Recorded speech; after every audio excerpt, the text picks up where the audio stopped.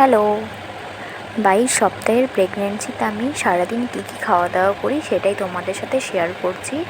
আর আজকের ওয়েদারটা খুব ভালো ছিল। তো সবার প্রথমে আমি এখানে উঠে প্রচুর করে জল খেয়ে নিই। জল খাওয়ার পর আমি রাত্রে ভেজানো কিছু ড্রাই ফ্রুটস খাই, আমন্ড, খেজুর আর ছোলা। এরপর আমি এখানে প্রোটিন মিল্ক খেয়ে নিই, যেটা ডাক্তার আমাকে এখন খেতে বলেছে।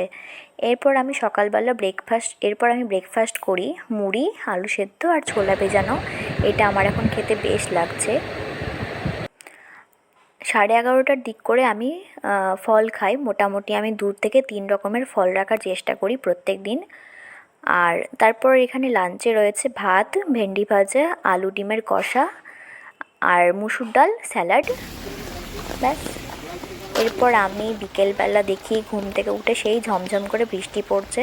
তো আমি আর থাকতে না পেরে একটু হাঁটতে বেরোলাম। আমার এরম বৃষ্টিতে বাইরে বেরোতে খুব ভালো লাগে, তাই আমি বাইরে গিয়ে খুব এনজয় করলাম আর 2-1টা ভিডিও বানিয়ে নিয়েছি। এরপর বাড়ি এসে দুধ চা বানালাম।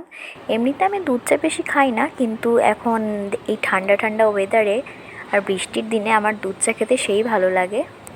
তো গরম গরম দুধ চা বানিয়েছি। এরপর আমি এইভাবেই আজকের বিকেলটা কমপ্লিট করলাম।